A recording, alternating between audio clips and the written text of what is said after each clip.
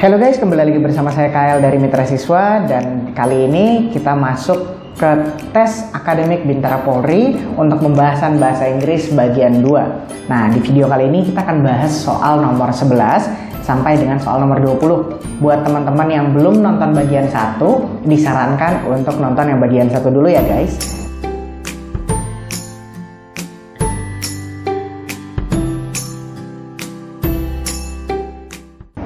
Sebelum melanjutkan, teman-teman bisa download soal latihan video ini di bagian deskripsi. Dan buat teman-teman yang memiliki laptop, akan lebih ideal untuk menonton video ini di laptop. Karena kebetulan untuk pembahasan soal kali ini teksnya lumayan panjang. Dan dikhawatirkan nanti teman-teman mungkin melihat teksnya terlalu kecil dan jadi tidak nyaman.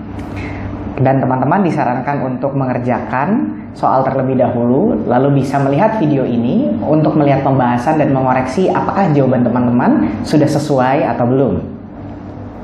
Oke, di sini ada teks dan ada sebuah soal. Buat teman-teman yang belum tahu, biasa saya ingatkan disarankan untuk membaca soal terlebih dahulu, baru teman-teman baca teksnya supaya teman-teman gak buang waktu.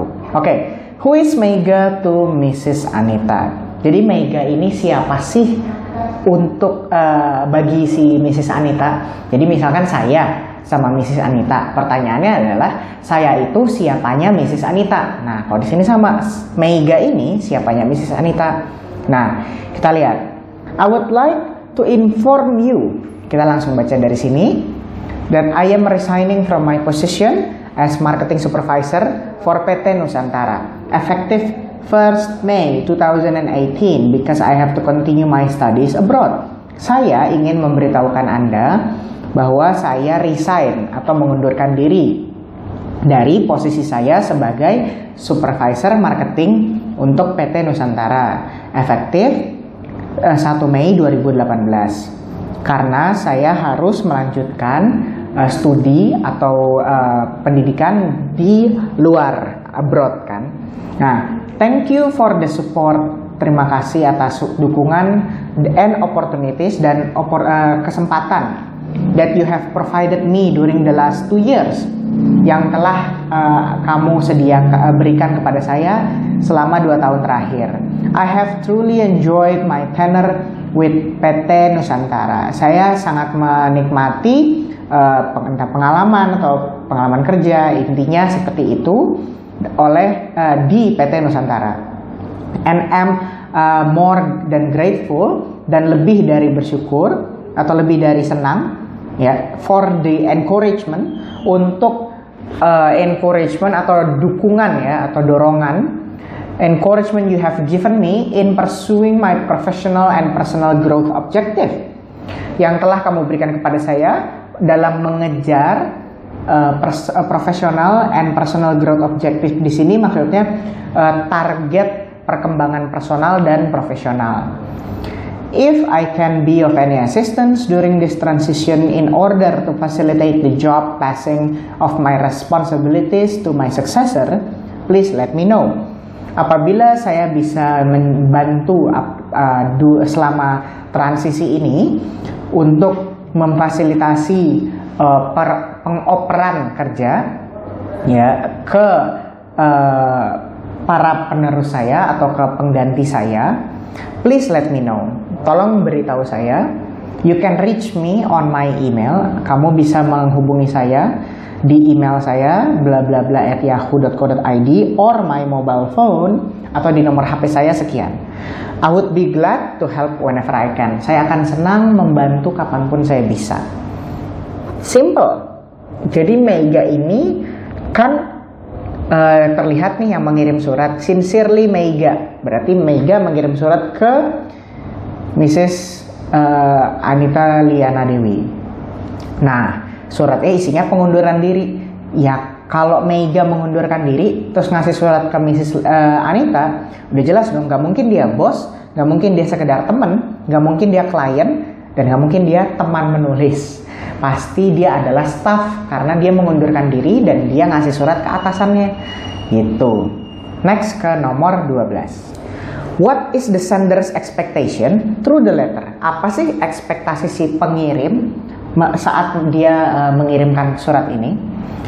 Nah, ini kan dia ngasih surat untuk mengundurkan diri.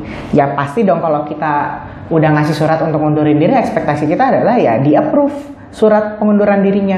Artinya kamu diperbolehkan untuk mengundurkan diri, gitu kan. Nah, ada nggak sih? Ternyata kita lihat, Mrs. Anita calls her soon. Mrs. Anita menelpon dia segera. Ngapain nelpon? Kalau yang B, Mrs. Anita replies her email, membalas emailnya. Email apa yang perlu dibalas? Kan ini dia ngasih surat. Terus C, Mrs. Anita approves her letter. Even if, meskipun ini anggaplah pengunduran dirinya via email, atau mungkin pengunduran dirinya ini dia berharap si Mrs. Anita ini segera mengapprove dengan cara menelpon dia. Tetap aja jawaban yang C yang bilang Mrs. Anita approves her letter itu jauh lebih mencakup kedua jawaban tersebut. Approve itu kan mengizinkan atau menyetujui suratnya. Mrs. Anita give her a job in abroad. Kan gak mungkin orang dia mau belajar, bukan mau cari kerja atau pindah keluar. Kalau E, Mrs. Anita assist her in handling a job. Kebalik. Harusnya justru dia yang ngebantu para suksesor atau penerus dia pada masa transisi. Berarti jawabannya yang C. Nah, sekarang kita lanjut ke nomor 13. Oke. The text gives us, teks ini memberi kita apa?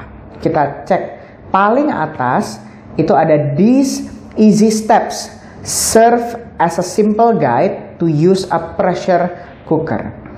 Step-step mudah ini bertujuan sebagai guide ya atau petunjuk sederhana bagaimana cara menggunakan pressure cooker. Berarti ini adalah teks apa kira-kira? Udah pasti teks prosedur, betul? Karena dia ada berbagai langkah untuk melakukan sesuatu. Nah, berarti kalau kita lihat the description, nggak mungkin dong the description, kan dia ngasih tahu cara pakainya. B, information about a pressure cooker. Nah, ini bisa aja nih kita simpan dulu. C, explanation on how 4 pressure cooker works. Dia tidak menjelaskan bagaimana 4 pressure cooker ini bekerja, tapi dia ingin menjelaskan gimana caranya menggunakan pressure cooker. D, the guidance on how to remove a pressure regulator. Jadi remove pressure regulator ini kayak mencopot ya atau melepas si regulatornya ini. Nah, untuk guidance itu lebih tepatnya ini mungkin guidance kayak, karena guidance itu nggak ada di bahasa Inggris.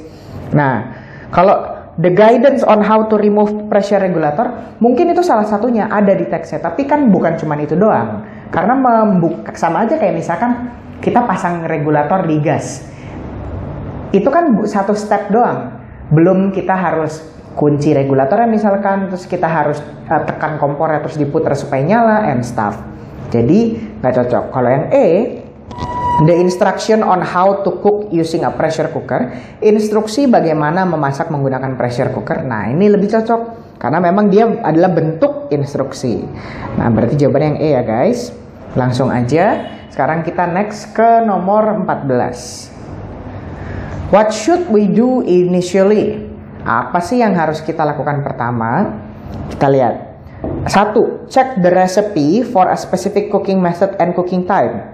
Pour required amount of liquid into the pressure cooker, then add the food using the cooking rack if desired.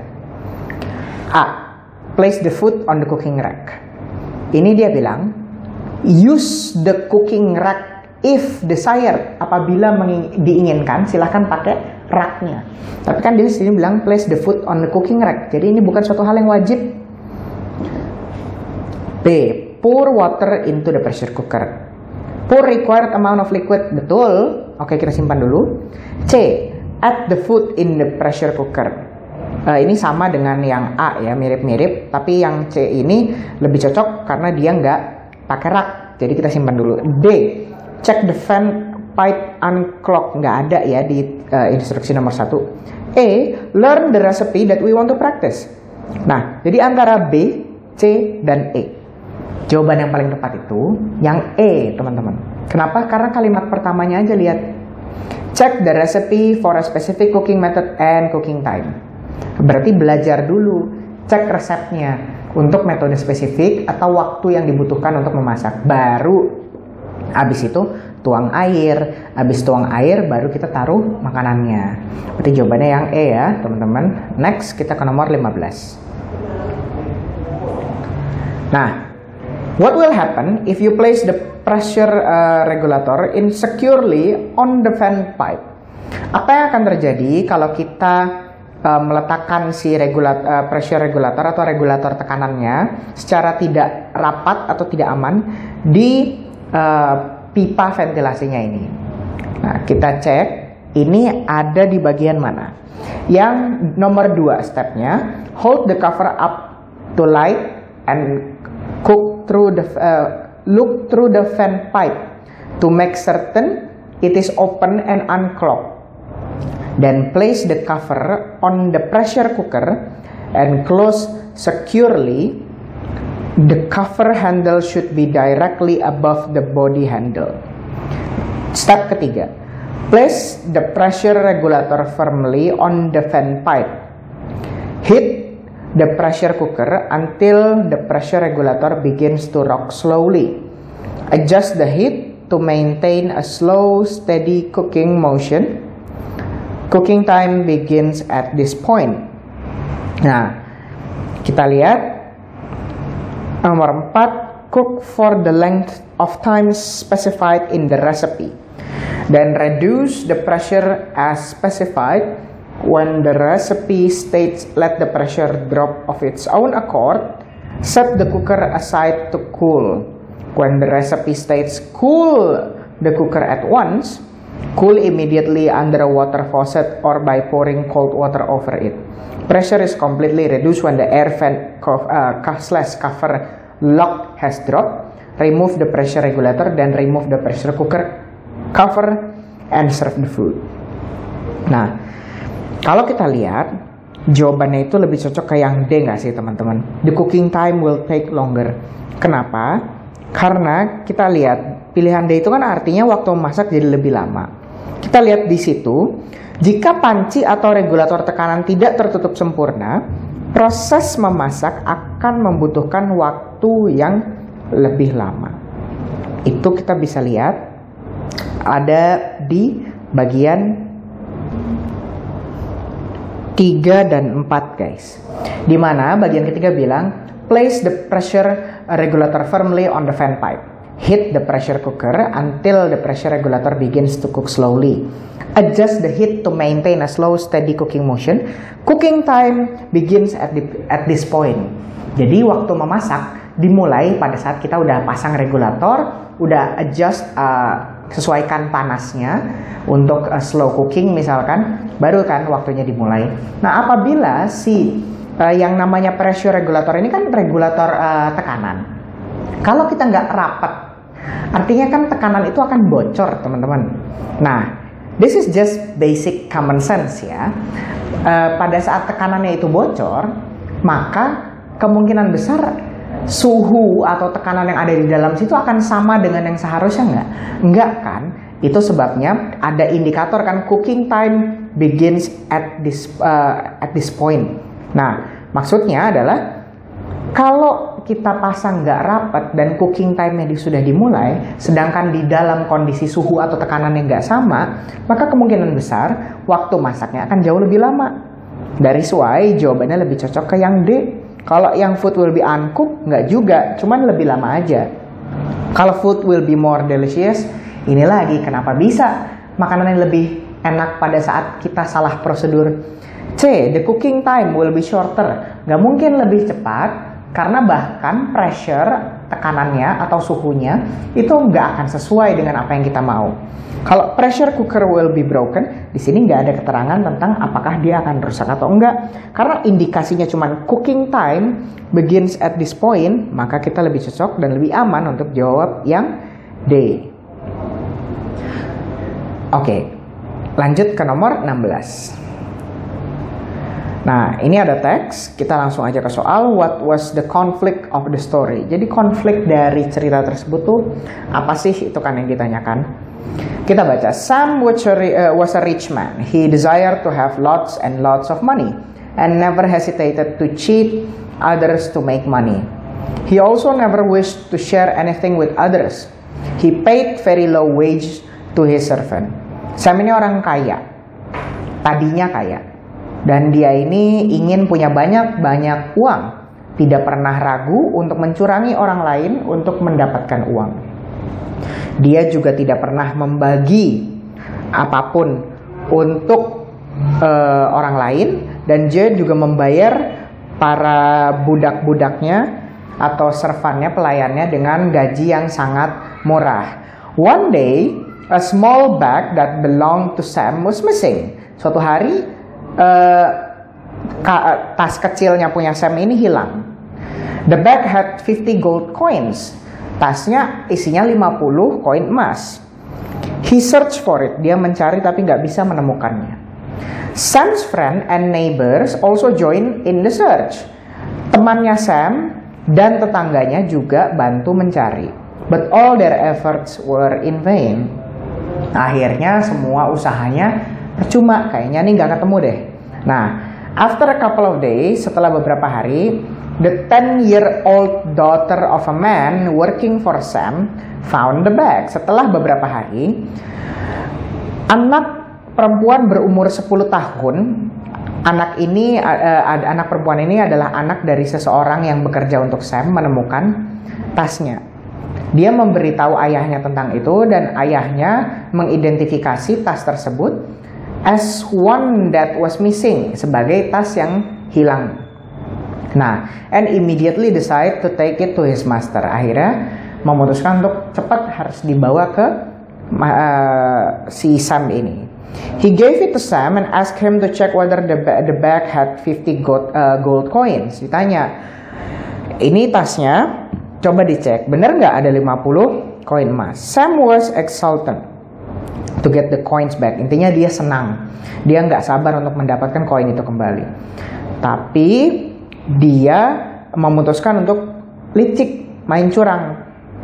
He shouted at his worker that he had 75 gold coins in the bag. Dia berteriak ke pekerjanya bahwa dia tuh punya 75 koin emas di dalam tas, tapi hanya ada 50 di dalam koinnya. Dan Sam ini menuduh pekerjanya mengambil 25 koin emas dan memutuskan untuk membawa isu ini ke pengadilan. Court itu pengadilan ya. Nah, the judge heard both of the sides. Si hakim mendengarkan kedua belah sisi, kedua belah pihak. He questioned the daughter of the worker about the number of coin they had found in the bag. Si hakim ini nanya ke anak kecil, anak perempuan tadi, berapa jumlah yang kamu temukan di dalam tas tersebut? And they assured it was only 50. Dan mereka meyakinkan si hakim ini kalau cuma ada 50. Si hakim ini cross-examine Sam, and Sam replied that he had 75 gold coins in the bag. Jadi dia cross-check sama si Sam, benar nggak? Dan Sam bilang, nggak, dia punya 75 koin emas. Then the judge made his judgment. Since Sam lost a bag of 75 gold coins and the bag found by the girl had only 50 coins, it is obvious that the bag that was found does not belong to Sam. It was lost by someone else. If anyone find a bag of 75 gold coin, I will declare that it belongs to Sam. And there are no complaint about the loss of 50 coins. I order the girl and his father to take those 50 coins as a token of appreciation for their honesty. Nah, hakimnya bilang, ya udah, berarti karena itu tas isinya cuma 50 koin emas, sedangkan tas yang dibilang punyanya Sam itu ada 75, berarti tas yang isinya 50 itu bukan punya Sam. Itu punya orang lain pasti yang hilang. Nah, karena mereka ini jujur, maka si ayah dan anak ini diputuskan, udah ambil aja tas yang isi 50 koin emas itu. Nanti kalau ada yang menemukan tas yang berisi 75 koin emas, maka akan dideklarasikan bahwa itu adalah milik si Sam. Jadi konfliknya adalah Sam lost his small bag with 50 gold coin in it. Jadi si Sam ini kehilangan tasnya. Atau B, Sam accused his worker for taking his 25 gold coin. Sam menuduh pekerjanya mengambil 25 koin. Sam friends and neighbor failed to find Sam's bag. Kegagalan menemukan tasnya Sam, ini jelas bukan. The daughter of the Sam's worker found Sam's missing bag. Itu bukan konflik, itu malah justru problem solvingnya. Justru karena dia menemukan tasnya. The judge decide that the bag with 50 gold coins belong to the girl. Ini bukan konfliknya, tapi ini end result, hasil akhir dari konfliknya. Sebenarnya konfliknya yaitu kan ada sampai dibawa ke pengadilan, sampai diadili oleh hakim. Itu kan hanya karena dia menuduh, karena dia mau main licik, menuduh orang ngambil 25 koin emasnya. Berarti jawabannya yang B, teman-teman. Sekarang kita akan next ke nomor 17. What would happen if Sam received his gold coins from his worker sincerely? Apa yang akan terjadi kalau Sam menerima tas isi 50 koin emas itu dengan tulus? Ya, dia akan menerima 50 koin itu dong, karena kan itu emang punya dia. Maka dia akan mendapatkan kembali dong 50 koin itu. Dia nggak akan kehilangan tas itu, justru nggak akan ke pengadilan and stuff. Nah, kalau yang A, Sam would lose his 50 gold coin. Nggak dong, kan dia justru nerima tasnya, bukan lose berarti. Kalau yang B, Sam would receive 75, kan isinya cuma 50. 25-nya dari mana? Nah, berarti bukan. C, Sam would regain his 50 gold coins. Regain artinya mendapatkan kembali. Berarti Sam akan mendapatkan kembali 50 koin emasnya. Bener dong, kalau dia terima secara tulus, pas dikasih, dia nggak akan kehilangan 50 koin itu. Dia udah selesai problemnya. Berarti jawabannya yang C. Kalau yang D, Sam would get 25 gold coin from his worker, nggak mungkin. Masa tiba-tiba dia bakal ngasih 25 koin tambahan gitu aja. Kalau dia main tulus ya, kalau dia nggak bohong ya, kan ini kan sincerely nih. Nah, berarti nggak ada curang-curangan. Kalau Sam would be appreciated by his neighbor, ngapain? Kan harusnya Sam yang ngasih apresiasi ke tetangganya, bukan dia yang diapresiasi. Nah, berarti udah benar jawabannya C. Nah, next nomor 18. Apa yang bisa kita pelajari dari pembelajaran dari cerita ini? Ya, sebenarnya simple. Kita nggak boleh rakus. We should not be greedy. Karena kalau dia nggak rakus, dia nggak akan bilang 75. Karena kan dia pengen ekstra 25 koin emas itu. Makanya dia menipu orang. Akhirnya dia justru kehilangan 50 koin emas itu. Ya, jelas dong jawabannya udah ada. A. We should not be greedy. Nah, buat soal-soal kayak gini teman-teman bisa langsung aja jawab. Nah, lanjut ke nomor 19. What is the underlying message that the writer wants to tell the reader about Harrison? Ada pesan apa yang ingin diberitahukan penulis tentang Harrison? Nah, jadi teman-teman bisa baca dulu nih teksnya.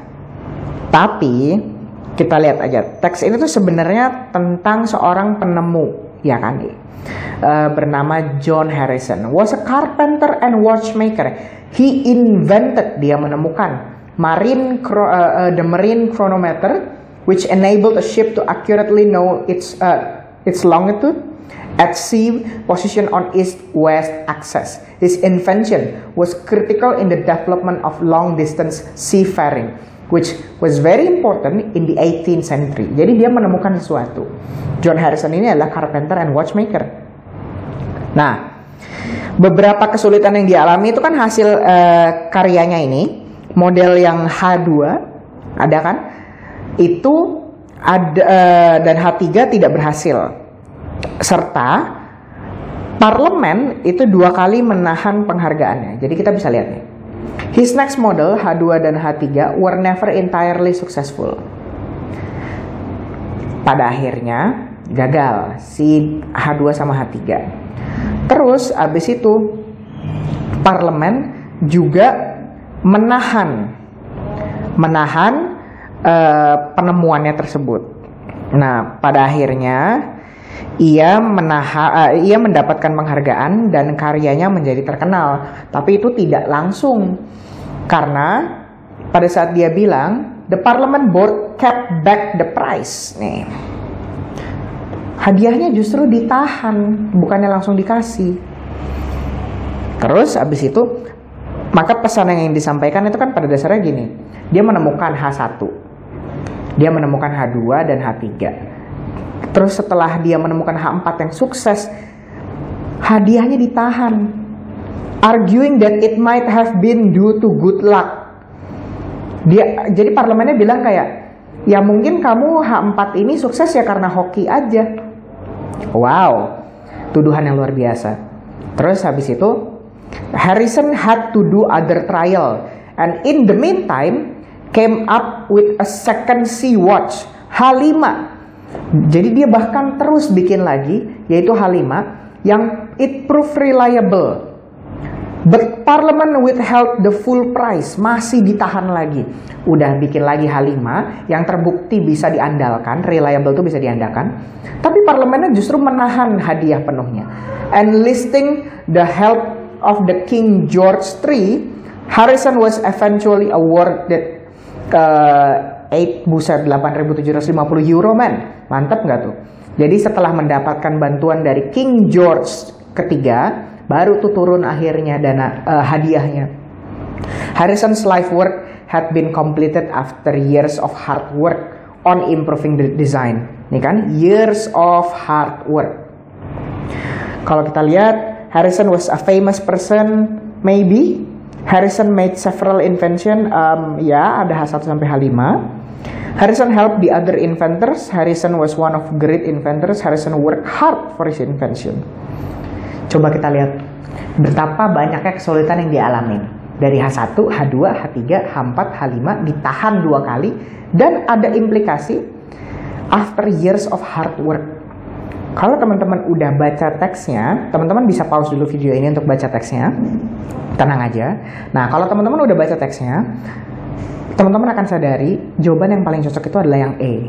Karena memang penggambarannya tuh fokus ke bagaimana trial and error, bagaimana banyak kerintangan, tapi si Harrison ini justru tidak menyerah sama sekali. Dia bahkan bikin lagi. Dan akhirnya dengan mendapatkan bantuan dari King George, dan after years, bertahun-tahun kerja keras, sukses. Baru dia di paragraf terakhir, Harrison died at the right age of 83. Dikasih tahu bahwa dia itu meninggal di umur 83 dan akhirnya gimana. Nah, kita lanjut ke nomor 20.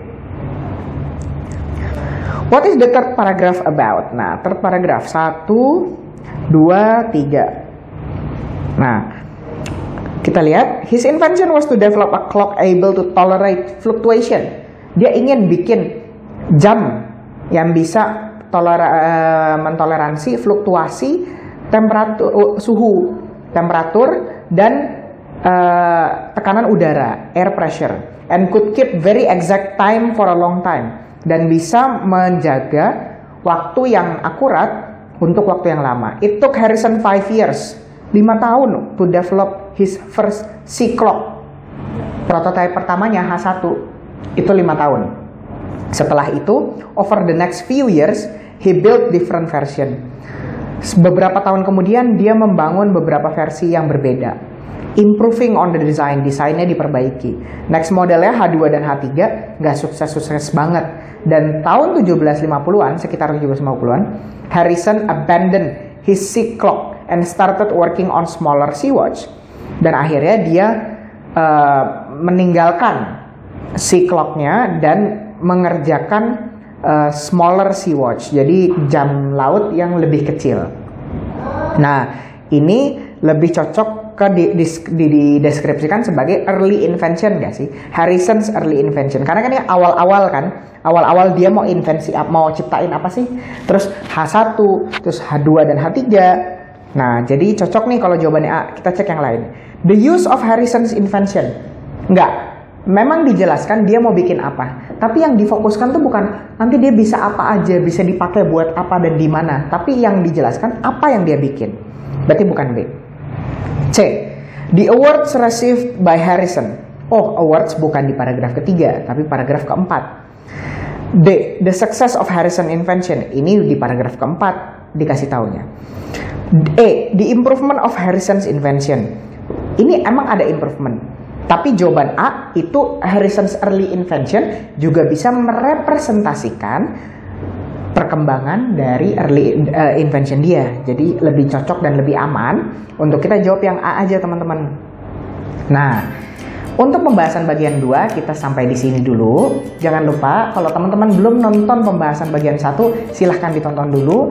Dan jangan lupa untuk menonton bagian selanjutnya yaitu bagian 3, 4, dan 5 untuk mendapatkan pembahasan komplit sampai dengan nomor 50. Oke, kalau begitu sampai di sini saja teman-teman. Apabila teman-teman merasa terbantu oleh video ini, jangan lupa untuk like, share, dan juga subscribe. Kita akan ketemu lagi di bagian selanjutnya. Mitra siswa, dare to dream, grab the future.